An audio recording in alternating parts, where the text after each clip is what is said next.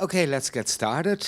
I am here to present a talk that is not really finished. It is more a start of a discussion.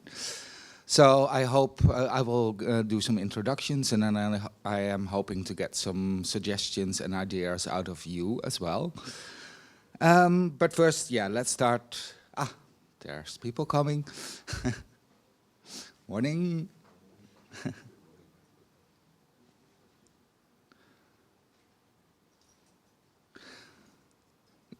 Let's start with the introduction then. Shut up and take my money, because it is one of my problems, how to get rid of my money that I sometimes have. Well, not my money, but my organization's money. First, a little bit about me. I am paid for by a non-profit organization and working in the garment industry called the Clean Clothes Campaign. We work with Plone a lot, and they allow me to go on conferences and stuff, so they're nice. I am unpaid by a certain content management system that you all know and love. And as a hobby, I organize a film festival, the Roze Filmdagen, which is the Amsterdam Gay and Lesbian Film Festival. And if you've ever organized a film festival, that's crazy, but I find it very relaxing in a way to be in a stressful position. I am weird like that. So I divide my time between those three things. First of all, as we have an international audience, I should probably make it clear what I mean by non-profit. As you can see, this is the killer rabbit of Keer Ben Ook, as any Monty Python fan will know. Non-profits may look fluffy, but they're not. They're actually quite mean and lean organizations, usually. Non-profit is like a really weird term because it defines by what you're not doing, not making profits. And it's also incorrect because there's tons of commercial entities that don't make money at all. We call those startups. But we call ourselves non-profits. But I mean the kind of organization that has campaigners like the Greenpeaces of the world and my beloved Clean Clothes campaign. And every year we go through the same routine. We never have money. We are always sort of like trying to save money here and there. For everything you have to get approval from the people that hold the money. That can be in your organization or higher up the food chain. You have to apply for money and it never works. So from January till September, it's always like, no, no, no, no, no, no, no, no, no, no, no, no, no, no, no, this is never going to happen. And then comes the thing called, I think most organizations have it, it is the October review. And it turns out you have a lot of money left. And you know what is worse than overspending? Far worse? Underspending. Underspending is like the big risk that non-profits and university departments run. Because if you underspend, it probably means you won't get the money next year. So you need to spend, spend, spend, spend, spend, spend, spend.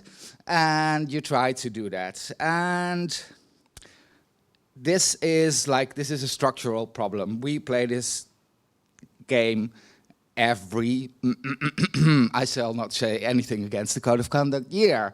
It's like a repeating cycle. So I think there is an opportunity here to tap into that money and to see that go to good causes, such as Plone. But it needs a strategy. We need to think about how we can streamline funding a bit more to get that money to the place where it should be. So one of the most obvious ones that people think of nowadays is crowdfunding, because that's all the rage and it's hip and it's kind of works. We have had some experience with that in the Plone community, and that was not a unilateral success. We had experience with GetPaid, which was a long time ago. That was set up by Chris Johnson from Groundwire. And the effort to result ratio of that was terrible. Chris spent like so much time and effort on it for what was in end effect very little money. And it also had issues with like, what do we do with the product once it's finished?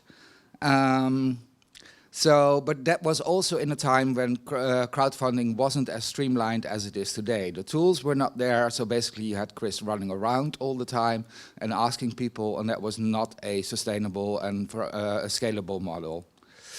But crowdfunding has other issues as well. From the client side, you pay some money in, but you want results. That's what you pay for, and that's what you have to explain to your boss. You need to find peers, because usually your budget is less than the amount needed. I quite often have like 1,000 euros for something I would like to have in Plone. 1,000 euros is not going to get me anywhere. I cannot hire a firm, a consultancy firm for that. But I know at least 8 other organizations in Amsterdam that have exactly that same and also could have 1,000. Then we're having 8,000, now we're talking. But it is a problem how to get those people together. And you also need to find your peers in a fixed amount of time. So that is a problem. From the developer side, crowdfunding has issues as well. First of all, it can be the client from hell, because they are expecting stuff. Who's going to do all the bookkeeping, especially if the money is coming in from different sides? So that's a problem that we wouldn't have to think about. And crowdfunding usually works on a fixed price, whereas the developer cycle is mostly about pay me for the hours that I do. So you have to give like an estimate, but what happens if it takes more time? That is, of course, true in all projects, but here, sometimes if you're dealing with one client, you can sort of wiggle your way out of that, or you can negotiate and say, like, we can skip on some features, but now you have like a bunch of clients at the same time, and that will increase that difficulty. Of course, we are not the only community that is working on these things. I've looked at several others where I sometimes work with. The Drupal community has various models which I think are all very unsustainable. But one community that is quite close to us in its philosophy, even though they're using PHP, but in their outlook on life and what open source should be is CiviCRM. That is a customer relation management system specifically designed for the non-profit market. And they have quite successful campaigns. So I talked to quite a few of their core developers and their core community people. And one of their quite successful models is the Make It Happen campaign. For each release that they do, there's usually anywhere between 3 to 5 Make It Happen campaigns. One of those, for instance, for the current release cycle was A/B testing on mailing. That's something that people that send out mails want to do. It's like you take one version of the mail, send it to a select subgroup, another version to another group. You see which gets the best response, and that mail then gets sent out to your entire audience. That was a feature that was missing, so they raised 20,000 euros for it. Dollar, well, whatever. It was quite a significant amount. So, key in their model is that it has to be a fixed price. They've tried doing it on dev hours, and they were like, it never worked. You need a fixed price, you need a target. Otherwise, other people won't chip in. They also say that this can't be for just anything. It has to be a genuinely useful feature. It has to be open sourced, obviously, but it has to be, sorry. It has to be useful for the entire community. So they assess it by their core team, which is sort of equivalent to our framework team. And the execution is there done by either core or by what they call trusted developer companies. And here the trouble, you see already the trouble looming, who is a trusted dev? They told me they haven't had any issues yet. They go to firms that have quite a high reputation in the community, and they haven't actually run into that problem. But there's more problems in that, because how do you estimate what a feature will cost? There's country to be looked at. If a feature is to be developed in Switzerland, it's bound to be more expensive than if you do it in India or in Latin America. So that could play into it. There's also experience. A feature that will take like a really good developer who is really, really into Plone, she could do it in 5 hours, whereas a beginner might take days and days and days, even weeks. So that would influence the price as well. It can also be customer related. I think most developers actually have different prices for different types of customers. Some don't, but usually I notice that I usually get a lower price because I'm a non-profit and I'm really good at begging.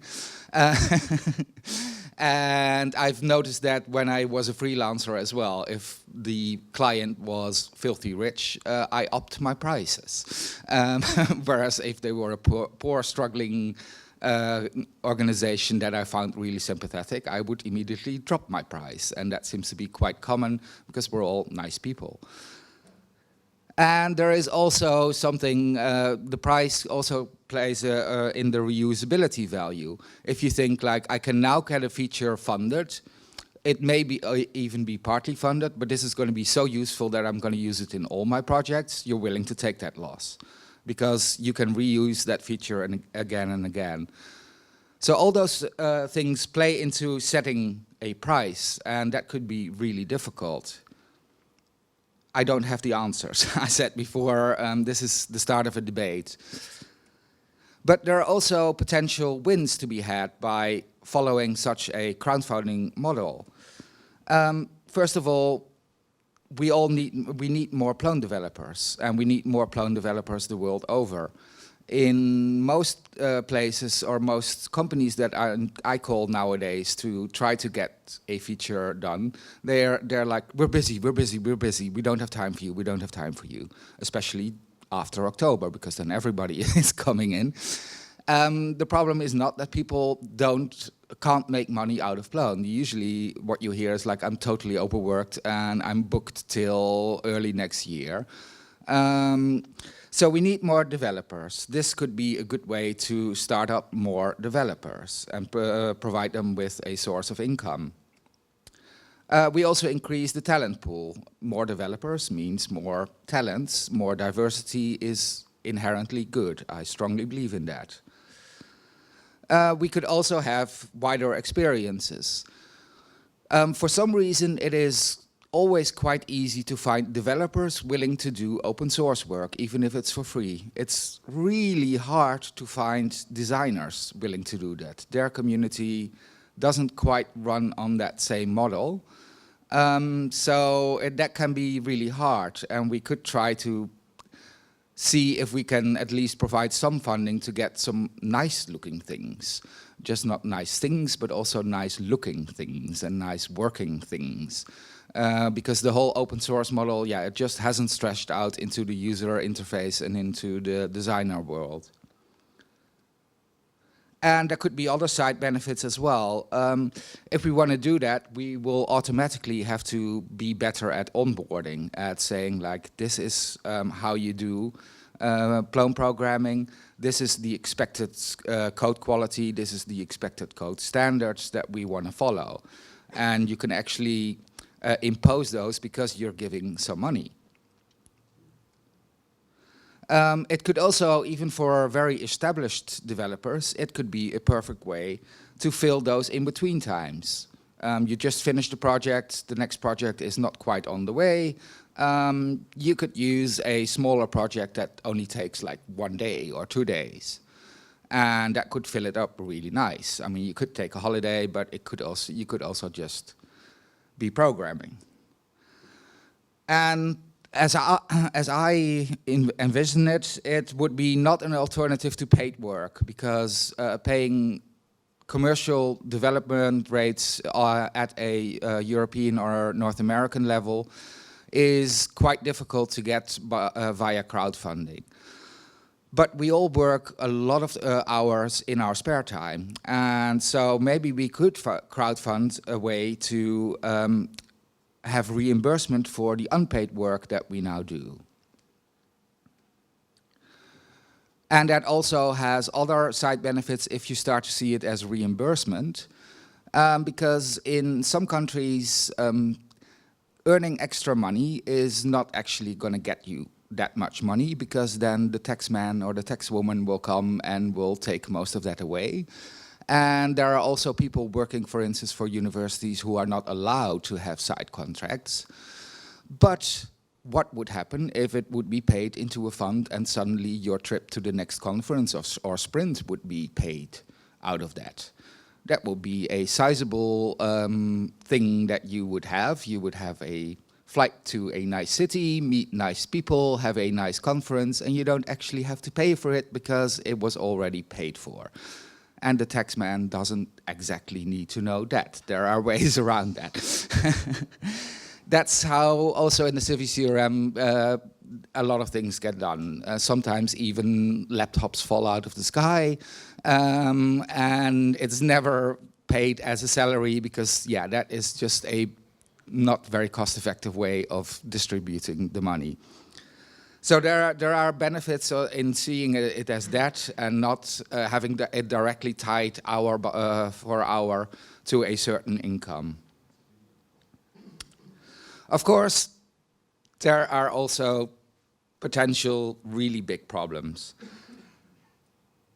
How do we distribute the work and therefore the money? Who gets to say who does that? Do we do it by, I don't know, who gets there first, drawing straws, round robin? There are various ideas on how you could do that, but we would have to think about it. So who gets to apply? Do you have to have like an established track record already in the Plone community, or do we actually want completely unknown people to show up and do kind of a bid for it? That could have issues as well. Yeah, that is quite difficult.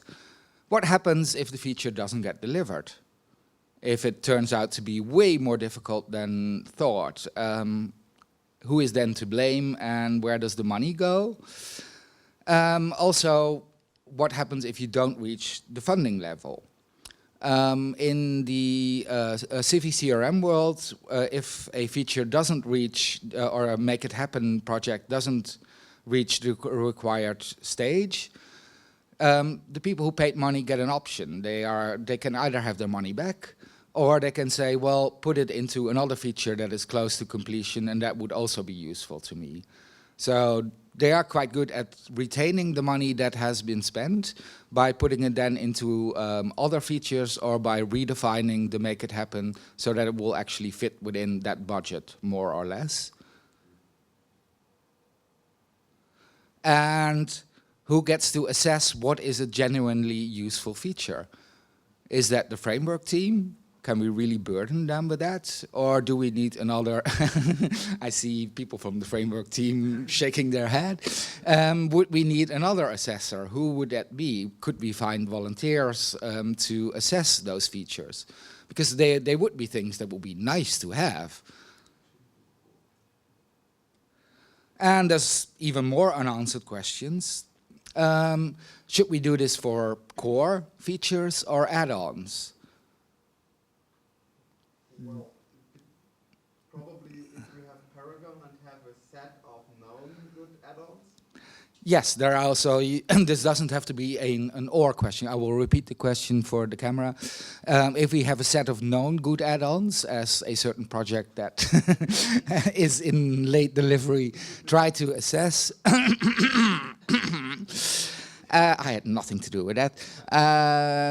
then that this doesn't need to be an or question. It could be either core or one of the approved add-ons, so to say. But if something is a core feature, it's easy. It will get maintained because it's in core until it gets thrown out. But if it's an add-on, it can linger and die, as GetPaid, which hasn't received much love in the last few years after it was funded. Who gets to do the security review? That would probably have to be funded as well, because that is really important work. The security team, the Plone security team is doing an amazing work, and they pull in all-nighters all the time, and they do it out of the goodness of their heart, and I thank them really well for it, but we can't really burden them with more. But maybe we could remunerate them a little bit as well.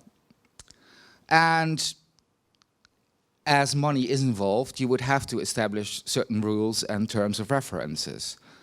Because, yeah, as soon as money gets involved, everything gets more serious.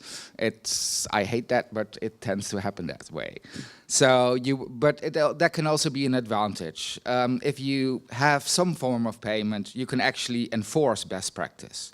So you can say, you should use Plone API because that's current best practice. It should have full test coverage. Stay away, you evil grok. I don't get to decide those, but those kinds of terms of reference you could establish. You could also say, quite harshly, undocumented code is broken code. You don't get the money until you've delivered the documentation. I would be very thankful for that, being on the documentation team. It's writing documentation is an unloved task, but yeah, that could also be helpful. And you could say it has to have a proper user interface, it has to be accessible, it has to be translatable.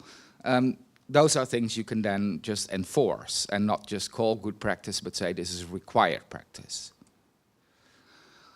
Another idea that the CiviCRM community is working on, and that actually works, is a paid bug tracker. This sounds really weird, but they're having some success with it. You can file bugs against CiviCRM just like you can against Plone, and you don't have to pay to put something in, and you don't necessarily have to.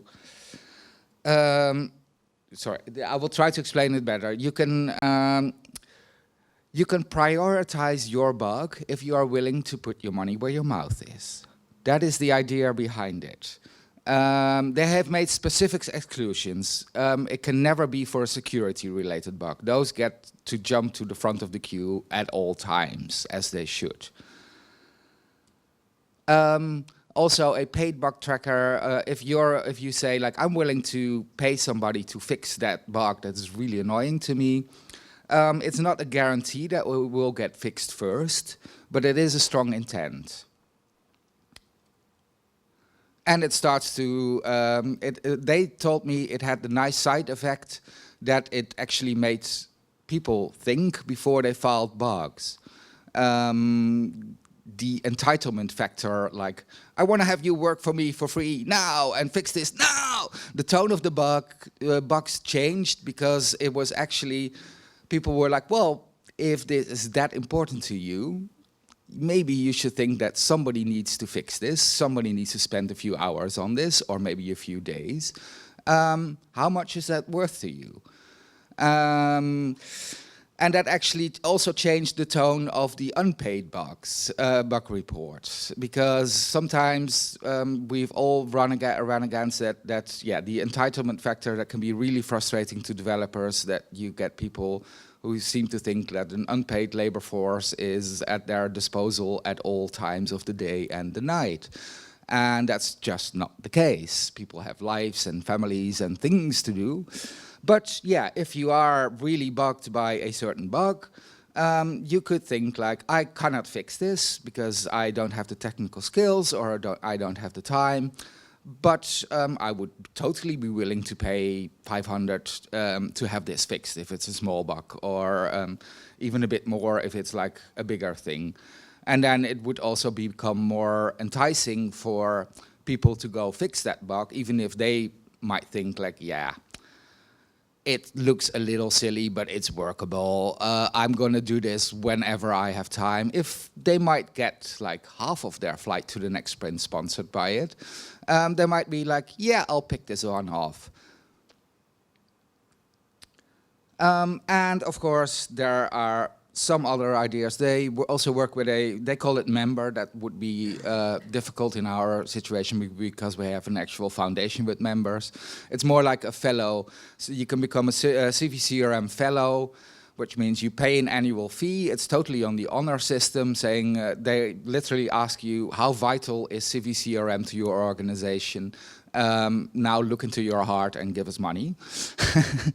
And you even get benefits. You get mentioned on the site. It's more or less like our sponsorship. They've even been experimenting with ridiculous ideas, like if you become a super fellow, you get to go to a fully paid dinner with the core. I'm not sure that is actually that enticing. But they've been trying really hard. I mean, the funny thing about CiviCRM is they work for the non-profit sector, but they're also all from the non-profit sector, so they're really good at raising money. And they love to try out new ideas of raising money. So those are a few of the ideas that I had, and also a few of the other ones that came up from talking to other people. What if we could establish a mentorship fund? That could be a really good way to get money from universities, because it sounds very appealing to universities. We could say, pay us money, and we will distribute this in such a way that both students and mentors get some funding, start our own little Google Summer of Code. We have thought about it and called it the Plone Winter of Code. Something like that. That could be an appealing way that universities, but also companies, would be willing to pay. So those are a few of the ideas. I hope to get some more suggestions. Oh, this is really hard to read. So this might all be a bit far into the future. The first thing I want you to remember is learn about the funding cycles of organizations. If you make a pitch to a university or a non-profit, you are most likely to get the money at the end of the year. If it is a big pitch, you have to do it earlier, because by October their budget is set in stone. If you don't know that, and if you try to propose a new project, after October, forget it. You're too late. You have to wait a year. So that's a tip for developers. Learn the funding cycle of your prospective clients, because otherwise that makes it so much easier to get in. And learn also that a lot of organizations have money they must spend in the months of October until December. And that can stretch out a little bit into January, depending on how flexible your bookkeeper is. But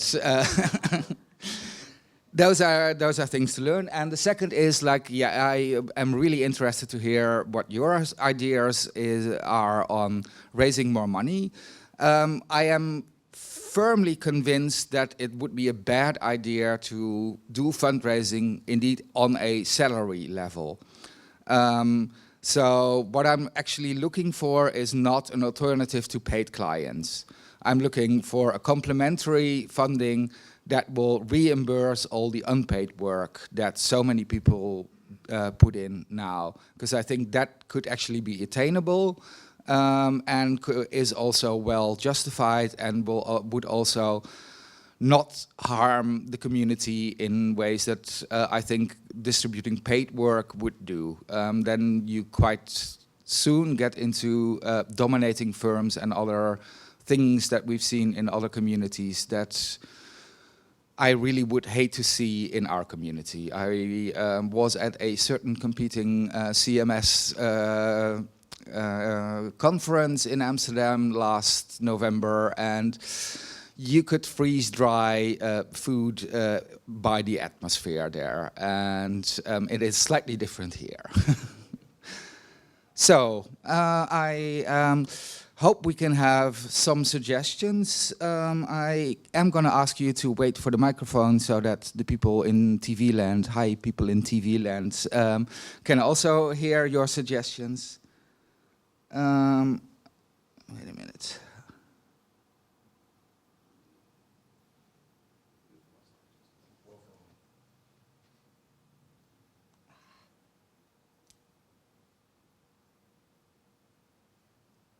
I'm really not very good with microphone. Would you then give it to the next or start? I will actually take notes.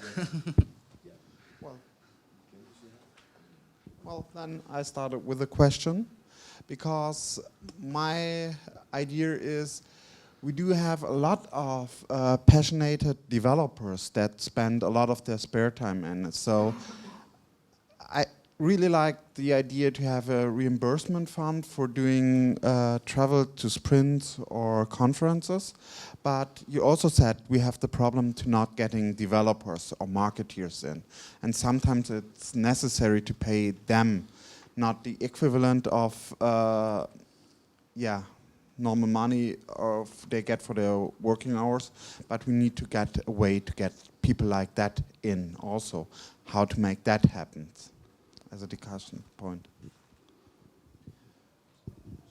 So one of the things that I wonder about, the Django community has put in a lot of work on this over the last while and has done a really good job, I think, of funding. Americ Agustin did a crowdfunding for putting in support for Postgres, special PostgreSQL support into the Django ORM and a number of other things like that. They've also established a yearly fund that they are using to create what they call like a Django fellow, who becomes, it's like a novice developer or somebody who's done some work in the community, but that they want to bring further into the community, and it becomes a source of certainly not like salary level funding for such a person, but reimbursement level funding for somebody like that.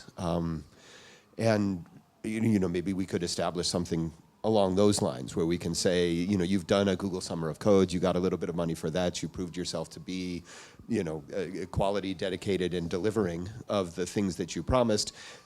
We have like a second level where we say, here's an identified developer that we know is doing good work. We want to bring them in. Let's fund some number of $1,000s for the year. Then this person becomes like a member of the core team. They work on the framework team. They have work that is assigned to them that they can work on, and maybe somebody on the framework team is doing code review for them and doesn't have to do like the actual coding for the feature that they're working on.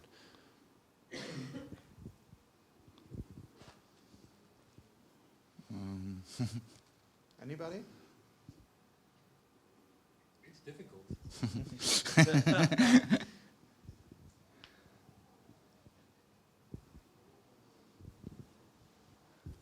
Yeah, it is difficult, and we've tried this in the past with various degrees of success or mostly not success. So it's great to see we're still trying and looking at different ideas for this. The Zope Europe ZIA originally was kind of a consortium group to go together on things, and that had the same issue of, well, if there's money, who gets it? And as soon as money starts coming into the matter, things start getting very complicated, especially when you're looking at a global community with different levels of remuneration around the world. And what would pay one person for a week would pay somebody else for a month. It's very difficult to try and work on things in absolute terms. I really like the idea of the paid bug tracker. I think that's a really good idea. It's kind of like a bounty on a bug if you think it's worth it. Because that's the thing, is that I may say, I think this feature is really, really worthwhile, and it really should be in Plone 5.1. Well, if nobody else cares about it, it's just me that's, that wants it. But if it's worth it to me, I can say, hey, look, I'm putting my money where my mouth is, and if somebody wants to pick it up and do it, they do. Yeah, I do have the feeling that about the difference of remuneration or of payment levels, that would actually not bother me that much, because I would actually love to see people from rather underrepresented countries appearing at more and more conferences, because suddenly they have more to spend and they can come here, because we tend to be quite European and North American, so, and a few Japanese here and there, but if we start distributing money to Latin America and South Asia, I would have no issue with that. But that's me, but I think that would be fine. You mentioned that the security bugs should not be part of the paid bug tracker, and I understand why. However, on the last security fix, what I noticed was that a lot of the discussion around backporting of the fix involved maybe somebody on the security team having to spend a lot of extra time for officially unsupported versions of Plone, and so something like that, a backport of a fix to support even older versions, could be something that would fit into a paid bug tracker, even if it's a security-related topic. Anyway, that was just a thought about it. That could even be a way to raise more money, to say almost like a support contract, sort of like you're officially out of support now. I mean, it's what I think Windows sells it. It's sort of like your XP is unfortunately no longer supported, or I don't know at what version you are, but if you pay us, we will continue to at least keep you safe. We won't improve it anymore, but we will keep you safe if you're that dependent on it. So that could be even a way to raise money. Or conversely, a way to encourage people to upgrade. Yes. From a developer perspective, I constantly run into things that I would like to fix and that I would like to have time to fix myself, but I don't. And I usually try to create an issue on issue trackers so other people could jump onto that if they want that. And I would love us to find a way to make sure that people see those kind of things where they could work on. I think that's the first step. And then as a second step, find a way how we could make that paid, right? So people can just grab that and other people can chip in, and we can make sure that this is going to happen then, right? But from a developer's perspective, I don't see any problem coming up with 100 tasks that people could, smaller tasks that people could work on, right? And you don't need to be a hardcore developer to actually do that, right? And I would be totally happy to assist without getting money because I want those features to happen, right? But first step would be to announce those things, right? And then give people a way to chip in for that. And as a developer, I don't really know how to do that, but I can do the first part, right? Yeah, no, well, and the funding part, it is a real problem for me. I really have to get rid of money at the end of the year, and I would love to have it go to good causes. And we are quite dependent on Plone, and we should, out of an honor, Scout's honor feeling, pay something for it. It will never be much, and it will be sort of different year by year. But yeah, the problem is, of course, I have to legitimize this to the people who fund our organization. But so you need some kind of feature or some kind of sellable thing. You can't just say we donate money because we exist on donations. We can't start giving away. But we could, if it's sort of sellable as, yeah, this is an improvement of the infrastructure that we are using, namely Plone, that would kind of work. We obviously, because we're we're mostly working on the code and the products ourselves. We're very proud of what we're doing, and we want to be proud of what we're doing. And I think when you talk about having an unpaid labor force that people expect to have that entitlement, we actually enable them. We give that to them. Most of the time, we're the ones who are responsible for having given them an unpaid labor force and the best we can. Yes. And then when it finally goes too far, we turn around and we nip at their No, fingers. we don't need to nip. There is a balance there. I mean, we do it because we like doing it, and I don't want to be nippy at people, and I don't want to discourage people from filing bugs. That's one thing that you have to be careful with. But there is there's a fine line there, and you can usually tell when people are crossing that.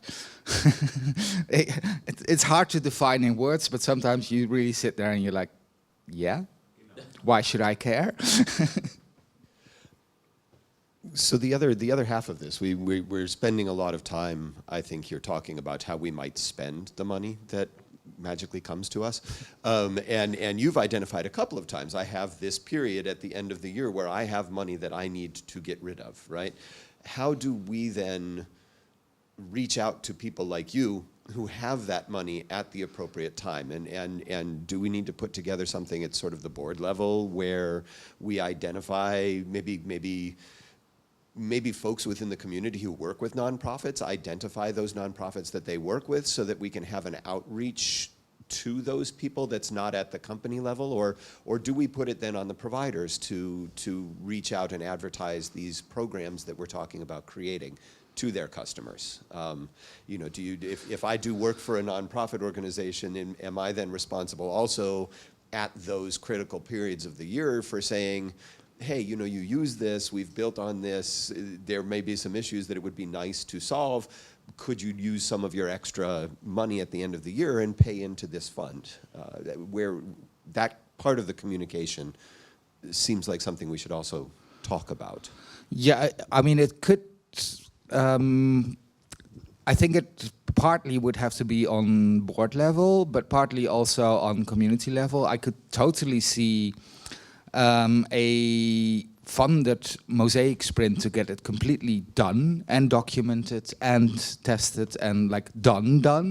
The things that would be something you could easily raise money for from organizations like mine. That would be a solid improvement, and that would be no problem to raise money to fly 20 people to somewhere. It would still be remuneration because the developers would still give up their free time, but they usually jump at the opportunity to get together in the same room and start coding and have a beer together.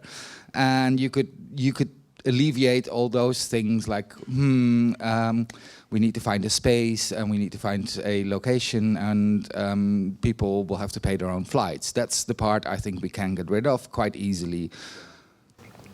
But we still have to then reach out to companies like yours. We have to have some way of reaching out to companies like yours with a campaign. So creating some kind of a campaign structure around this, and then advertising that or doing outreach about that is a pretty vital part of this whole picture.